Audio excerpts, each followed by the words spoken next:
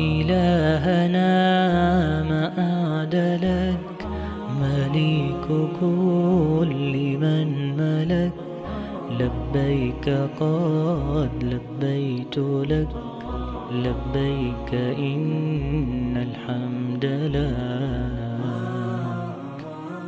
والملك لا شريك لك والليل لما أنحلك والسابحات في الفلك على مجاري المنسلات إلهنا ما أعدلك مليككم. بسم اللہ الرحمن الرحیم الحمدللہ رب العالمین والصلاة والسلام علی سید الانبیاء والمرسلین الصلاة والسلام علیک یا رسول اللہ وعلی آلک و صحابک یا حبیب اللہ۔ آج ہم نحمیر کا 14واں سبق پڑھیں گے۔ نحمیر کے اندر ایک مقدمہ ہے، 3 باب ہیں اور ایک خاتمہ ہے۔ مقدمہ میں 11 فصلیں ہیں، 9 فصلیں مقدمہ کی ہم پڑھ چکے ہیں، 11ویں فصل آج ہم شروع کریں گے، جس کے اندر کئی اسم متمکن کی تقسیم سے پہلے اسم کی بطور تمہید تقسیمیں بیان کی گئی ہیں۔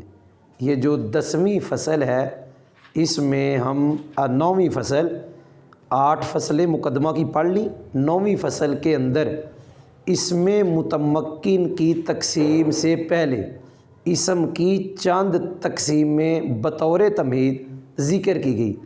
تو سب سے پہلے جو تقسیم آج ہم پڑھیں گے 14ویں سبق میں وہ ہے اسم کی 2 قسمیں ہیں تعریف و تنکیر کے لحاظ سے۔ اس کے بعد ہم تقسیم پڑھیں گے اسم کی 2 قسمیں ہیں تذکیر و تانیث کے لحاظ سے۔ تو اسم کی 2 قسمیں ہیں تعریف و تنکیر کے لحاظ سے، ایک ہے معرفہ ایک ہے نکرہ۔ معرفہ وہ اسم ہوتا ہے جس کی وضع کی گئی معین شے کے لیے، اور نکرہ وہ اسم ہوتا ہے جس کو وضع کیا گیا غیر معین شے کے لیے۔ مثلا زید، اس سے مراد خاص بندہ ہے جس کا نام زید ہے۔ رجل، اس سے مراد بندہ ہے کوئی بھی بندہ، لہذا زید معرفہ ہوا، رجل نکرہ ہوا۔ تو معرفہ وہ اسم ہے جو معین شے کے لیے وضع کیا گیا، نکرہ وہ اسم ہے جو غیر معین شے کے لیے وضع کیا گیا۔ معرفہ کی 7 قسمیں ہیں جی، نحمیر کے اندر معرفہ کی 7 قسمیں بیان کی ہیں۔ سب سے پہلی قسم جو معرفہ کی نحمیر میں بیان کی ہے وہ ہے مضمرات۔ جتنی بھی ضمیریں ہیں ساری کی ساری معرفہ ہیں۔ 7 قسمیں، پہلی ہے مضمرات، دوسری ہے اعلام، تیسری ہے اسماء اشارات،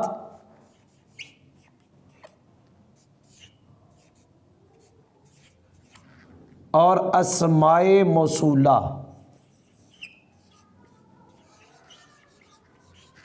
یہ 4 قسمیں ہو گئیں معرفہ کی۔ ایک ہے معرف باللام، ایک ہے معرف بالندا، اور ایک ہے نکرہ کا معرفہ باندا کو چھوڑ کر۔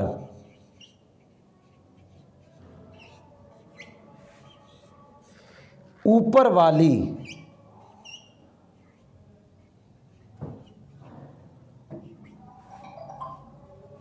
اوپر والی 5 قسموں میں سے کسی ایک کی طرف مضاف ہونا۔ معرفہ باندا کو چھوڑ کر اوپر والی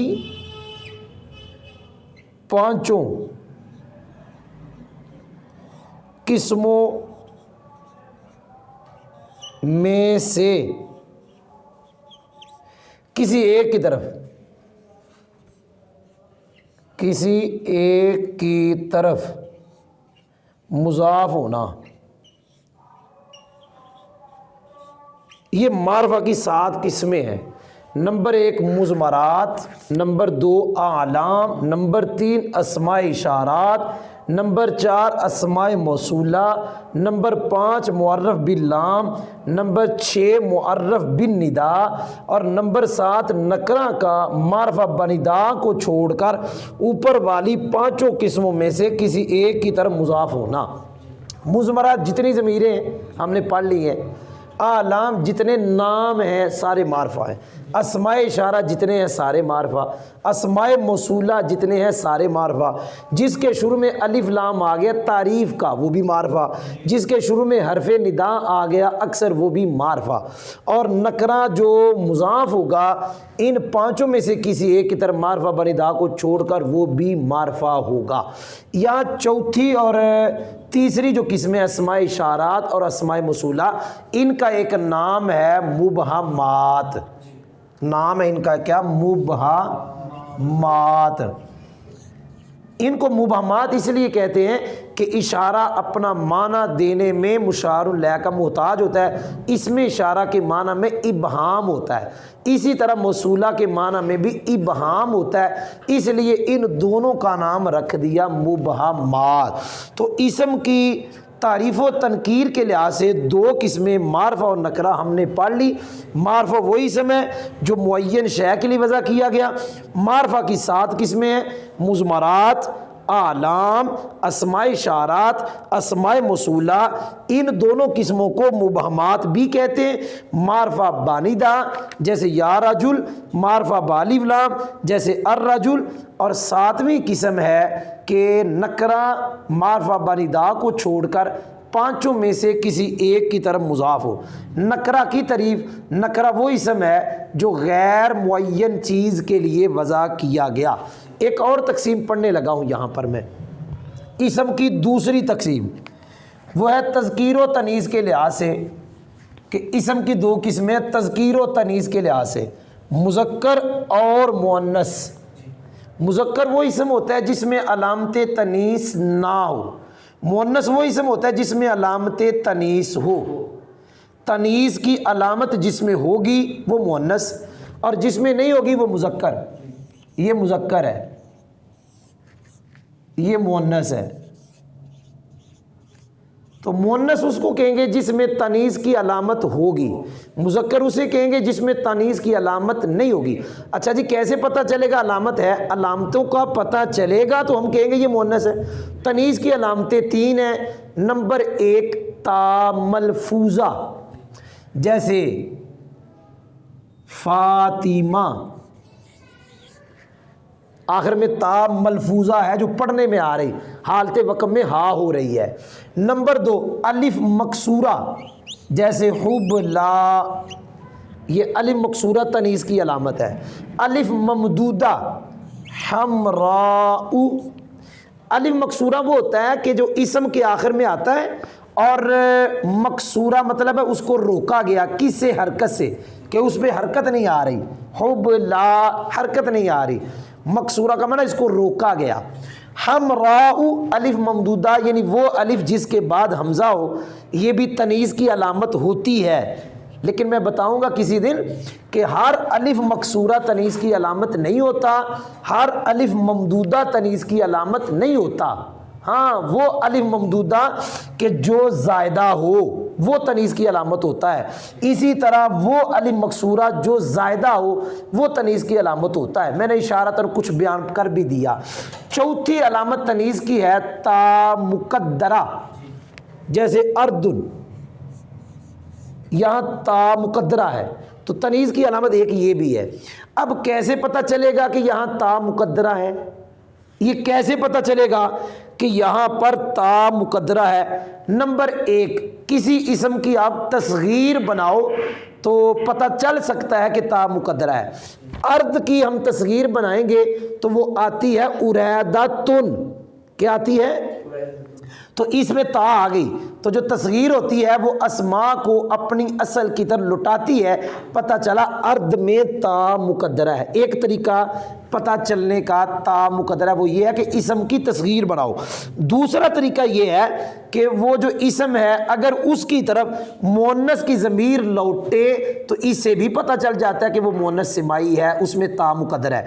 قرآن پاک میں ہے النار یعرضون علیہا، النار یعرضون علیہا، یہ ہا ضمیر لوٹ رہی النار کی طرف، جس سے پتہ چل گیا کہ یہاں تا مقدرہ ہے۔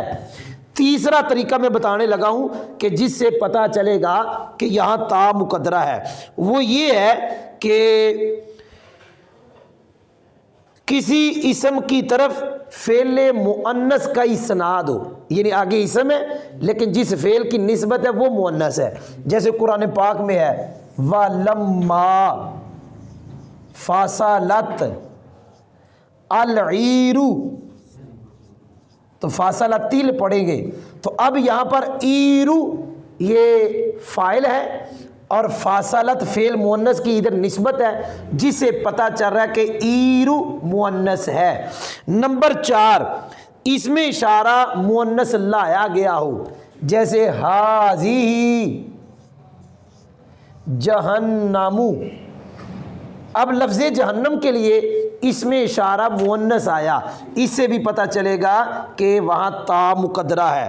نمبر 5، کسی اسم کی صفت مؤنث لائی گئی ہو، جیسے الکاتف، الکاتف، المشویہ، مشویہ، یہ لفظ کاتف کی صفت آگے مؤنث آئی ہے، اس سے پتہ چل رہا ہے کہ کاتف لفظ مؤنث ہے، یہاں تا مقدرہ ہے۔ تو میں نے 5 طریقے بتائے جن سے پتہ چل سکتا ہے کہ یہاں تا مقدرہ ہے۔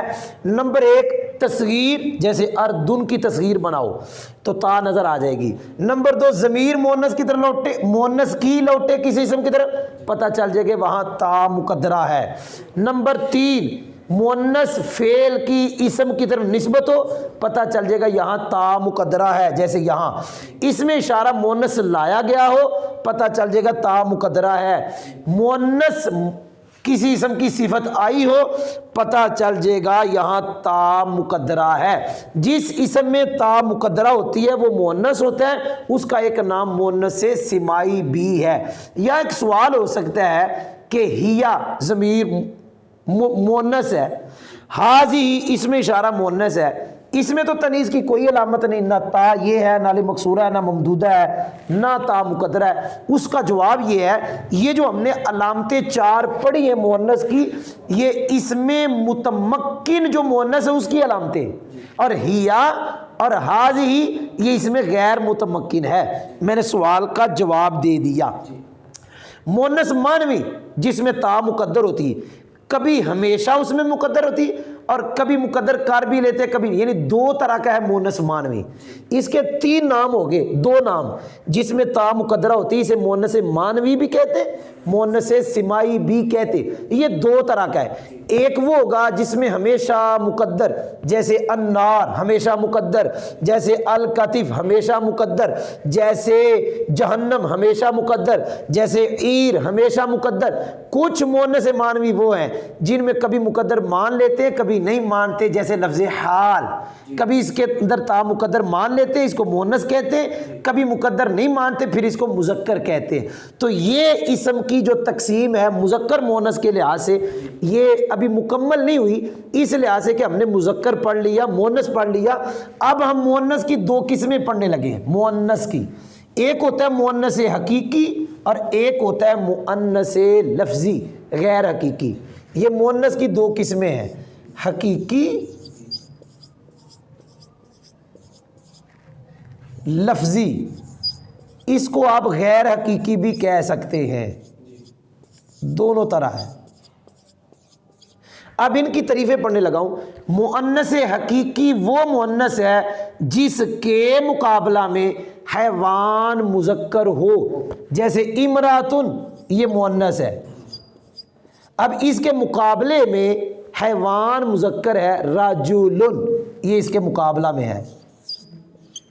اسی طرح ناقۃ یہ مؤنث ہے، اس کے مقابلہ میں جمال یہ حیوان مذکر ہے۔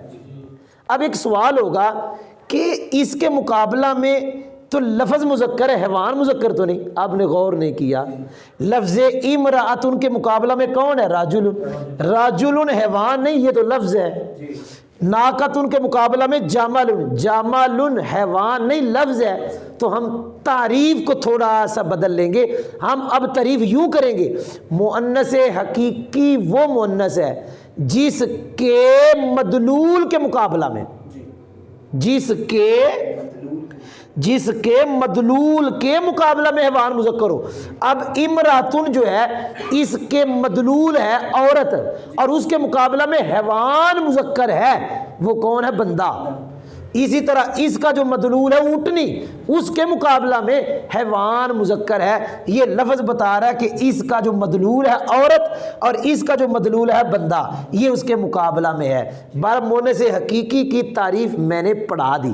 مؤنث غیر حقیقی اس کا الٹ ہے، وہ مؤنث ہے جس کے مقابلہ میں حیوان مذکر نہ ہو، اگر جو کوئی اور مذکر ہو یا نہ ہو، حیوان مذکر نہ ہو۔ یہ اس کی مثال پڑھنے لگا ہوں، ظلمتن، یہ مثال ہے ظلمتن۔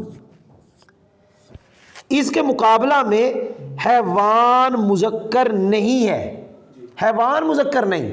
اس کے مقابلہ میں آپ بلائیں گے نور، کیا لفظ بلائیں گے؟ نور۔ تو نور حیوان مذکر نہیں ہے۔ اسی طرح قوتن، قوہ یہ مؤنث ہے، اس کے مقابلے میں آپ لکھ لیں ذوف، تو ذوف حیوان مذکر نہیں ہے۔ تو پتہ چلا ہمارے پاس دو طرح کا مؤنث ہے، ایک مؤنث وہ ہیں جن کے مقابلہ میں حیوان مذکر ہے، اور ایک مؤنث وہ ہیں جن کے مقابلہ میں حیوان مذکر نہیں، مذکر میں نے بتا دیا لیکن حیوان مذکر نہیں۔ اسی طرح کھجوروں کے اندر کوئی بندہ کہے جی نر بھی ہوتا ہے مادہ بھی ہوتا ہے، نخلتن یہ مادہ ہے، اس کے مقابلہ میں پھر مذکر بھی ہوگا، ہم نے کہا مذکر حیوان نہیں ہے وہ۔